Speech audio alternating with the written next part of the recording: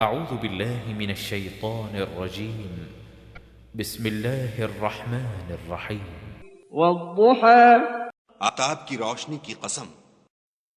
بسم اللہ الرحمن الرحیم. ہر صورت کے خاتمہ پر اللہ اکبر کہو. اسماعیل بن قسطنطین اور شبل بن عباد کے سامنے حضرت اکرمہ تلاوت قرآن کر رہے تھے. جب اس صورت تک پہنچے تو دونوں نے فرمایا کہ اب سے آخر تک ہر صورت کے خاتمہ پر اللہ اکبر کہا کرو. ہم نے ابن کثیر کے سامنے پڑھا تو انہوں نے ہمیں یہی فرمایا، اور انہوں نے فرمایا کہ ہم سے مجاہد نے یہ فرمایا ہے، اور مجاہد کو حضرت ابن عباس کی یہی تعلیم تھی، اور ابن عباس کو حضرت ابی بن کعب نے یہی فرمایا تھا، اور ابی بن کعب رضی اللہ تعالی عنہ کو رسول اللہ صلی اللہ علیہ وآلہ وسلم نے یہ حکم دیا تھا. امام القراءت حضرت ابو الحسن بھی اسی سنت کے راوی ہیں. حضرت ابو حاتم رازی اس حدیث کو ضعیف کہتے ہیں، اس لیے کہ ابو الحسن ضعیف ہیں. ابو حاتم تو ان سے حدیث ہی نہیں لیتے. اسی طرح ابو جعفر عقیلی بھی انہیں منکر الحدیث کہتے ہیں. لیکن شیخ شہاب الدین ابو شامہ شرح شاطبیہ بھی حضرت امام شافعی سے روایت کرتے ہیں کہ آپ نے ایک شخص سے سنا کہ وہ نماز میں اس تکبیر کو کہتے تھے تو آپ نے فرمایا تو نے اچھا کیا اور سنت کو پہنچ گیا. یہ واقعہ تو اس بات کا مقتضی ہے کہ یہ حدیث صحیح ہو. پھر قاریوں میں اس بات کا بھی اختلاف ہے کہ کس جگہ یہ تکبیر پڑھے اور کس طرح پڑھے. بعض تو یہ کہتے ہیں واللیل اذا یغشا کے خاتمہ سے، اور کہتے ہیں والضحی کے آخر میں. پھر بعض تو کہتے ہیں صرف اللہ اکبر کہے. بعض کہتے ہیں اللہ اکبر لا الہ الا اللہ واللہ اکبر کہے. بعض قاریوں نے سورت والضحی سے ان تکبیروں کے کہنے کی یہ وجہ بیان کی ہے کہ جب وحی آنے میں دیر لگی اور کچھ مدت حضور صلی اللہ علیہ وآلہ وسلم پر وحی نہ اتری، پھر حضرت جبرائیل آئے اور یہی صورت لائے تو خوشی اور فرحت کے باعث آپ نے تکبیر کہی. لیکن یہ کسی ایسی اسناد کے ساتھ مروی نہیں جس سے صحت و ضعف کا پتہ چل سکے. واللہ اعلم. اللیل اذا سجا اور رات کی تاریکی کی جب چھا جائے. ما ودعك ربك وما قلى. اے محمد صلی اللہ علیہ وآلہ وسلم، تمہارے پروردگار نے نہ تو تم کو چھوڑا اور نہ تم سے ناراض ہوا. وَلَلْآخِرَةُ خَيْرٌ لَكَ مِنَ الْأُولَى. اور آخرت تمہارے لیے پہلی حالت یعنی دنیا سے کہیں بہتر ہے. وَلَسَوْفَ يُعْطِيكَ رَبُّكَ فَتَرْضَى. اور تمہیں پروردگار ان قریب وہ کچھ عطا فرمائے گا کہ تم خوش ہو جاؤ گے. أَلَمْ يَجِدْكَ يَتِيمًا فَآوَىٰ کیا اس نے تمہیں یتیم پا کر جگہ نہیں دی؟ بے شک دی۔ وَوَجَدَكَ ضَالًّا فَهَدَىٰ رستے سے ناواقف دیکھا تو سیدھا رستہ دکھایا۔ وَوَجَدَكَ عَائِلًا فَأَغْنَىٰ تنگ دست پایا تو غنی کر دیا۔ فَأَمَّا الْيَتِيمَ فَلَا تَقْهَرْ تم بھی یتیم پر ستم نہ کرنا۔ وَأَمَّا السَّائِلَ فَلَا تَنْهَرْ اور مانگنے والے کو جھڑکی نہ دینا۔ وَأَمَّا بِنِعْمَةِ رَبِّكَ فَحَدِّثْ اور پروردگار کی نعمتوں کا بیان کرتے رہنا۔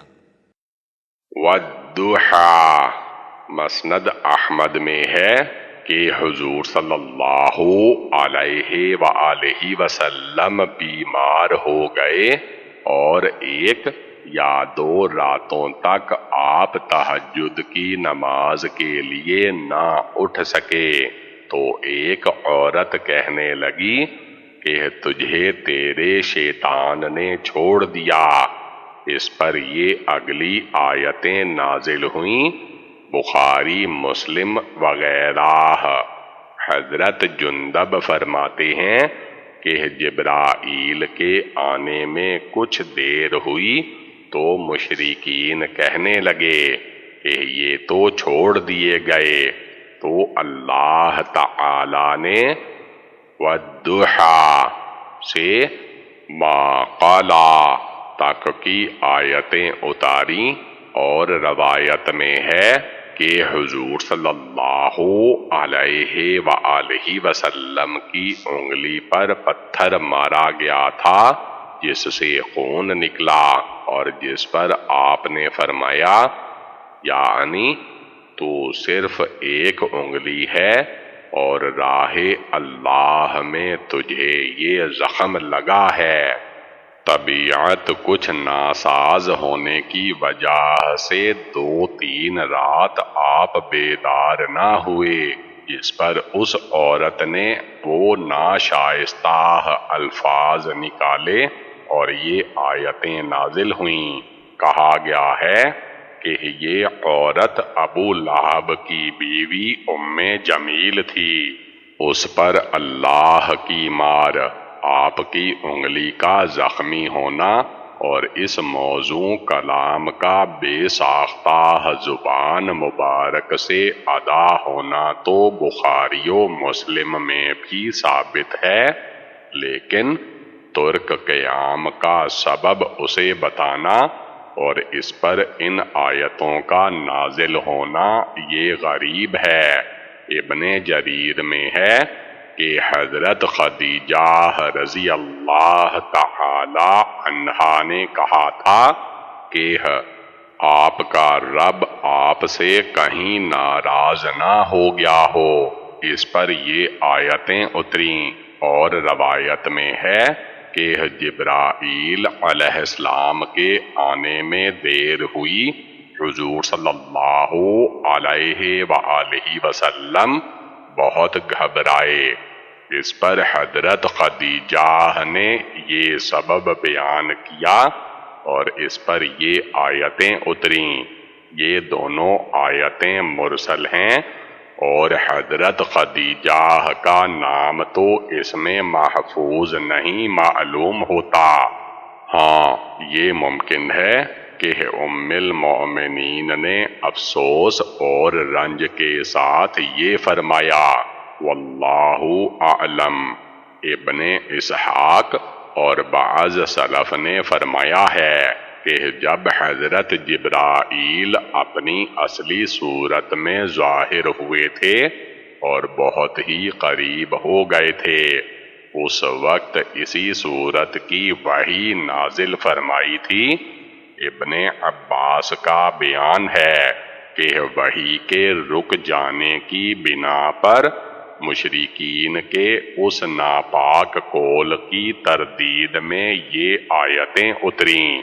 یہاں اللہ تعالی نے دھوپ پڑنے کے وقت دن کی روشنی اور رات کے سکون اور اندھیرے کی قسم کھائی جو قدرت اور خلق خالق کی صاف دلیل ہے، جیسے اور جگہ ہے واللیل اذا یغشا، اور جگہ ہے فالق الاصباح۔ مطلب یہ ہے کہ اپنی اس قدرت کا یہاں بھی بیان کیا ہے۔ پھر فرماتا ہے کہ تیرے رب نے نہ تو تجھے چھوڑا نہ تجھ سے دشمنی کی، تیرے لیے آخرت اس دنیا سے بہت بہتر ہے۔ اسی لیے رسول اللہ صلی اللہ علیہ وآلہ وسلم دنیا میں سب سے زیادہ زاہد تھے اور سب سے زیادہ تارک دنیا تھے۔ آپ کی سیرت کا مطالعہ کرنے والے پر یہ بات ہرگز مخفی نہیں رہ سکتی۔ مسند احمد میں ہے، حضرت عبداللہ بن مسعود فرماتے ہیں کہ حضور صلی اللہ علیہ وآلہ وسلم بوریے پر سوئے، جسم مبارک پر بوریے کے نشان پڑ گئے۔ جب بیدار ہوئے تو میں آپ کی کروٹ پر ہاتھ پھیرنے لگا اور کہا، حضور صلی اللہ علیہ وآلہ وسلم ہمیں کیوں اجازت نہیں دیتے کہ اس بوریے پر کچھ بچھا دیا کریں؟ حضور صلی اللہ علیہ وآلہ وسلم نے فرمایا، مجھے دنیا سے کیا واسطہ ہے؟ میں کہاں، دنیا کہاں؟ میری اور دنیا کی مثال تو اس راہ رو سوار کی طرح ہے جو کسی درخت تلے ذرا سی دیر ٹھہر جائے پھر اسے چھوڑ کر چل دے۔ یہ حدیث ترمذی میں بھی ہے اور حسن ہے۔ پھر فرمایا، تیرا رب تجھے آخرت میں تیری امت کے بارے میں اس قدر نعمتیں دے گا کہ خوش ہو جائے گا، ان کی بڑی تکریم ہوگی اور آپ کو خاص کر کے حوض کوثر عطا فرمایا جائے گا، جس کے کانرے کھوکھلے موتیوں کے خیمے ہوں گے، جس کی مٹی خالص مشک کی ہوگی۔ یہ حدیثیں عن قریب آ رہی ہیں انشاءاللہ تعالی۔ ایک روایت میں ہے کہ جو خزانے آپ کی امت کو ملنے والے تھے وہ ایک ایک کر کے آپ کو بتا دیے گئے۔ آپ بہت خوش ہوئے۔ اس پر یہ آیت اتری، جب 1000 محل آپ کو دیے گئے، ہر محل میں پاک بیویاں اور بہترین غلام ہیں۔ ابن عباس تک اس کی سند صحیح ہے اور بظاہر ایسی بات بغیر حضور صلی اللہ علیہ وآلہ وسلم سے سنے روایت نہیں ہو سکتی۔ حضرت ابن عباس فرماتے ہیں، حضور صلی اللہ علیہ وآلہ وسلم کی رضامندی میں سے یہ بھی ہے کہ آپ کے اہل بیت میں سے کوئی دوزخ میں نہ جائے۔ حسن فرماتے ہیں، اس سے مراد شفاعت ہے۔ ابن ابی شیبہ میں ہے، حضور صلی اللہ علیہ وآلہ وسلم نے فرمایا، ہم وہ لوگ ہیں جن کے لیے اللہ تعالی نے آخرت دنیا پر پسند کر لی ہے۔ پھر آپ نے آیت والا سوفا کی تلاوت فرمائی کہ آپ کی یتیمی کی حالت میں اللہ تبارک و تعالی نے آپ کا بچاؤ کیا اور آپ کی حفاظت کی اور پرورش کی اور مقام و مرتبہ عنایت فرمایا۔ آپ کے والد کا انتقال تو آپ کی پیدائش سے پہلے ہی ہو چکا تھا، بعض کہتے ہیں ولادت کے بعد ہوا 6 سال کی عمر میں والدہ صاحبہ کا بھی انتقال ہو گیا۔ اب آپ دادا کی کفالت میں تھے، لیکن جب 8 سال کی آپ کی عمر ہوئی تو دادا کا سایہ بھی اٹھ گیا۔ اب آپ اپنے چچا ابو طالب کی پرورش میں آئے۔ ابو طالب دل و جان سے آپ کی نگرانی اور امداد میں رہے، آپ کی پوری عزت و توقیر کرتے اور قوم کی مخالفت کے چڑھتے طوفان کو روکتے رہتے تھے اور اپنی جان کو بطور ڈھال کے پیش کر دیا کرتے تھے، کیونکہ 40 سال کی عمر میں آپ کو نبوت مل چکی تھی اور قریش سخت تر مخالفت بلکہ دشمن جان ہو گئے تھے۔ ابو طالب باوجود بت پرست مشرک ہونے کے آپ کا ساتھ دیتا تھا اور مخالفین سے لڑتا بھڑتا رہتا تھا۔ یہ تھی من جانب اللہ حسن تدبیر کہ آپ کی یتیمی کے ایام اسی طرح گزرے اور مخالفین سے آپ کی خدمت اس طرح لی، یہاں تک کہ ہجرت سے کچھ پہلے ابو طالب بھی فوت ہو گئے۔ اب صفہاء جہالا قریش اٹھ کھڑے ہوئے تو پروردگار عالم نے آپ کو مدینہ شریف کی طرف ہجرت کرنے کی رخصت عطا فرمائی اور اوس و خزرج جیسی قوموں کو آپ کا انصاد بنا دیا۔ ان بزرگوں نے آپ کو اور آپ کے ساتھیوں کو جگہ دی، مدد کی، حفاظت کی اور مخالفین سے سینہ سپر ہو کر مردانہ وار لڑائیاں کیں۔ اللہ ان سب سے خوش رہے۔ یہ سب کا سب اللہ کی حفاظت اور اس کی عنایت، احسان اور اکرام سے تھا۔ پھر فرمایا کہ راہ بھولا پا کر صحیح راستہ دکھا دیا، جیسے اور جگہ ہے، یعنی اسی طرح ہم نے اپنے حکم سے تمہاری طرف روح کی وحی کی۔ تم یہ بھی نہیں جانتے تھے کہ ایمان کیا ہے، تمہیں نہ کتاب کی خبر تھی، بلکہ ہم نے اسے نور بنا کر جسے چاہا ہدایت کر دی۔ بعض کہتے ہیں کہ مراد یہ ہے کہ حضور صلی اللہ علیہ وآلہ وسلم بچپن میں مکہ کی گلیوں میں گم ہو گئے تھے، اس وقت اللہ نے لوٹا دیا۔ بعض کہتے ہیں شام کی طرف اپنے چچا کے ساتھ جاتے ہوئے رات کو شیطان نے آپ کی اونٹنی کی نکیل پکڑ کر راہ سے ہٹا کر جنگل میں ڈال دیا۔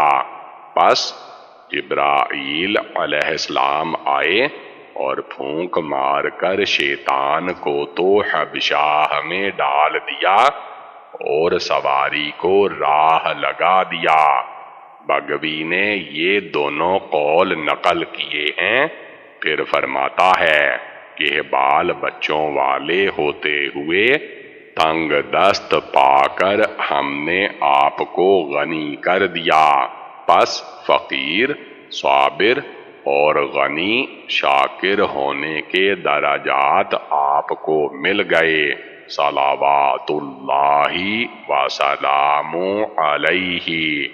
حضرت قتادہ فرماتے ہیں یہ سب حال نبوت سے پہلے کے ہیں۔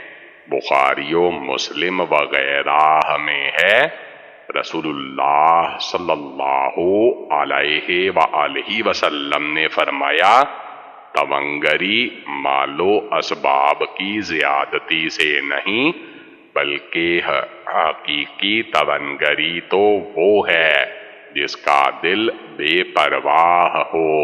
صحیح مسلم شریف میں ہے، اس نے فلاح پا لی جسے اسلام نصیب ہوا اور جو کافی ہوا۔ اتنا رزق بھی ملا، اللہ کے دیے ہوئے پر قناعت کی توفیق بھی ملی۔ پھر فرمایا ہے کہ یتیم کو حقیر جان کر نہ ڈانٹ ڈپٹ کر، بلکہ اس کے ساتھ احسان و سلوک کر اور اپنی یتیمی کو نہ بھول۔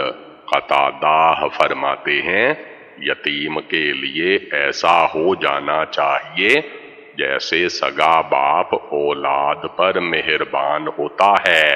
سائل کو نہ جھڑک، جس طرح تم بے راہ تھے اور اللہ نے ہدایت دی، تو اب جو تم سے علمی باتیں پوچھے، صحیح راستہ دریافت کرے تو تم اسے ڈانٹ ڈپٹ نہ کرو۔ غریب، مسکین، ضعیف بندوں پر تکبر تجبر نہ کرو، انہیں ڈانٹو ڈپٹو نہیں، برا بھلا نہ کہو، سخت سست نہ بولو، اگر مسکین کو کچھ نہ کرو تو بھی بھلا اچھا جواب دے، نرمی اور رحم کا سلوک کر۔ پھر فرمایا کہ اپنے رب کی نعمتیں بیان کرتے رہو، یعنی جس طرح تمہاری فقیری کو ہم نے تونگری سے بدل دیا، تم بھی ہماری ان نعمتوں کو بیان کرتے رہو۔ اسی لیے حضور صلی اللہ علیہ وآلہ وسلم کی دعاؤں میں یہ بھی تھا، یعنی اللہ ہمیں اپنی نعمتوں کی شکر گزاری کرنے والا، ان کی وجہ سے تیری ثنا بیان کرنے والا، ان کا اقرار کرنے والا کر دے اور ان نعمتوں کو ہم پر پورا کر دے۔ ابو نضرہ فرماتے ہیں کہ مسلمانوں کا یہ خیال تھا کہ نعمتوں کی شکر گزاری میں یہ بھی داخل ہے کہ ان کا بیان ہو۔ مسند احمد کی حدیث میں ہے، جس نے تھوڑے پر شکر نہ ادا کیا، اس نے زیادہ پر بھی شکر نہ کیا۔ جس نے لوگوں کی شکر گزاری نہ کی، اس نے اللہ کا شکر بھی ادا نہیں کیا۔ نعمتوں کا بیان بھی شکر ہے اور ان کا بیان نہ کرنا بھی ناشکری ہے۔ جماعت کے ساتھ رہنا رحمت کا سبب ہے اور تفرقہ عذاب کا باعث ہے۔ اس کی اسناد ضعیف ہے۔ بخاری و مسلم میں حضرت انس سے مروی ہے کہ مہاجرین نے کہا، یا رسول اللہ صلی اللہ علیہ وآلہ وسلم، انصار سارا کا سارا اجر لے گئے۔ فرمایا، نہیں، جب تک کہ تم ان کے لیے دعا کیا کرو اور ان کی تعریف کرتے رہو۔ ابو داود میں ہے، اس نے اللہ کا شکر ادا نہ کیا جس نے بندوں کا شکر ادا نہ کیا۔ ابو داود کی حدیث میں ہے کہ جسے کوئی نعمت ملی اور اس نے اسے بیان کیا تو وہ شکر گزار ہے، اور جس نے اسے چھپایا اس نے ناشکری کی۔ اور روایت میں ہے کہ جسے کوئی عطیہ دیا جائے اسے چاہیے کہ اگر ہو سکے تو بدلہ اتار دے، اگر نہ ہو سکے تو اس کی ثنا بیان کرے۔ جس نے ثنا کی وہ شکر گزار ہوا، اور جس نے اس نعمت کا اظہار نہ کیا اس نے ناشکری کی۔ ابو داود۔ مجاہد فرماتے ہیں، یہاں نعمت سے مراد نبوت ہے۔ ایک روایت میں ہے کہ قرآن مراد ہے۔ حضرت علی فرماتے ہیں طلب یہ ہے کہ جو بھلائی کی باتیں آپ کو معلوم ہیں وہ اپنے بھائیوں سے بھی بیان کرو۔ محمد بن اسحاق کہتے ہیں جو نعمت و کرامت نبوت کی تمہیں ملی ہے اسے بیان کرو، اس کا ذکر کرو اور اس کی طرف لوگوں کو دعوت دو۔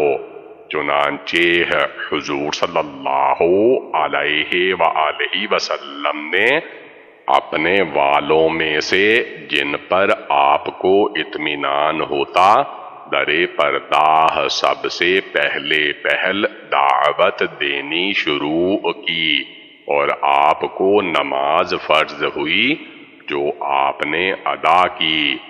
سورت ضحیٰ کی تفسیر ختم ہوئی۔ اللہ کے احسان پر اس کا شکر ہے۔